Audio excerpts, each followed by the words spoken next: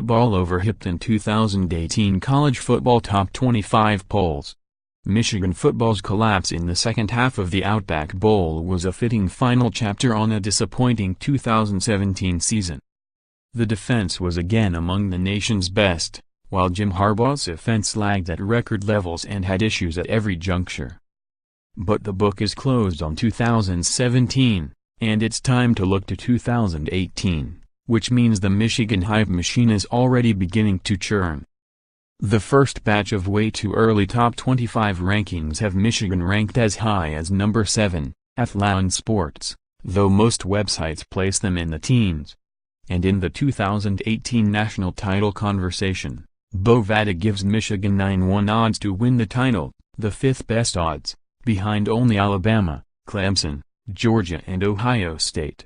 At this time last year, the Wolverines were ranked as high as 4th in USA Today Sports' way too early top 25, despite losing 17 starters from 2016, the most of any FBS team. Going into the fall, there is reason for optimism, led by Don Brown's defense, which returns 9 starters from a unit that ranked first in fewest passing yards allowed per game and third down defense, third in yards allowed per game, 7th in sacks and 13th in points allowed per game.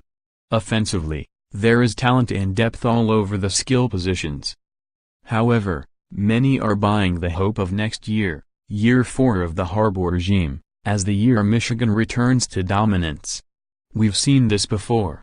The fan base is beginning to lose patience, and there are more obstacles awaiting in 2018 than any other season under Harbaugh. Windsor, how MSU can become CFB contender, starts in trenches as of now. This looks like a 3-man competition featuring returnees Brandon Peters and Dylan McCaffrey and Ole Miss transfer Shea Patterson, whose eligibility to play in 2018 may not be decided until February. What do we know about McCaffrey? Not much, other than the praise he earned on the scout team. The promising freshman did not see action this season. As a redshirt freshman, Peters took meaningful snaps in 5 games, 4 of them starts. He wasn't asked to do much and was competent against inferior opponents, but appeared overwhelmed in spots against Wisconsin and South Carolina.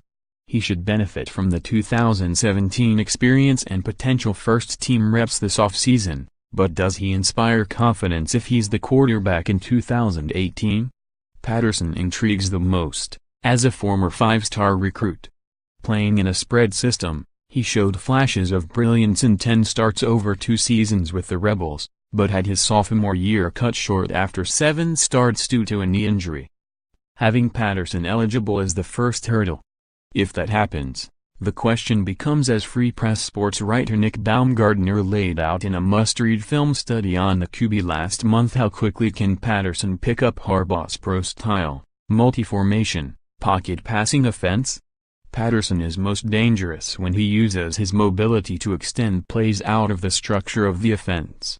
Can he succeed in a more structured, complex scheme?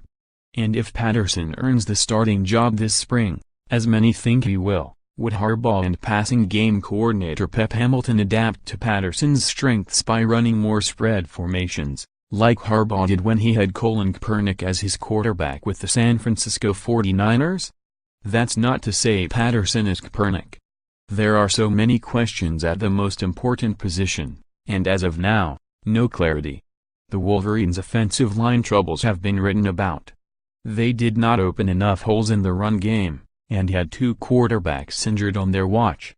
The team is losing its best lineman in left tackle Mason Cole, and will have to fill that opening, along with developing someone at right tackle. Second-team All-Big Ten left guard Ben Bredesen returns, and has recruited plenty of talent in the trenches, with 4-star prospects in Michael Onwenu, Cesar Ruiz and Chuck Filiga. Whether it's those guys or someone else, the unit must play to its capability and form continuity. Don't overlook the O-line growth as perhaps the biggest key to a turnaround in 2018. If they play similar to this year, you'll want to close your eyes again. The highly touted skill players, aside from Karen Higdon, underachieved. Did anyone improve significantly from 2016 or over the course of the 2017 season? You can go down the list, from Eddie Mcdoom to Kakoa Crawford to Donovan Peoples-Jones to Grant Perry to Chris Evans to Kareem Walker. Moore, Higdon, Evans could give Michigan dynamic 1-2 punch in 2018. Of the 6 underachievers above, only Perry will be a senior, so they are young and talent-laden, with 4-star depth behind them, especially at wideout. And the return from injury of promising receiver Tarek Black will be welcomed. Young players don't automatically improve by being a year older, but another year learning the system will help, and adding a position coach in Dan Enos could provide a boost in a multitude of areas. Speaking of coaching, there has been turnover as expected, with 4 staffers leaving thus far. Harbaugh, Hamilton, if he does not bolt back to the NFL, and offensive coordinator Tim Drevno have self-scouting to do regarding the play calling and installation of the offense. Perhaps bearing it down, Mark D'Antonio said Michigan ran 40 formations in the first half against Michigan State this season, would allow a young offense to focus better.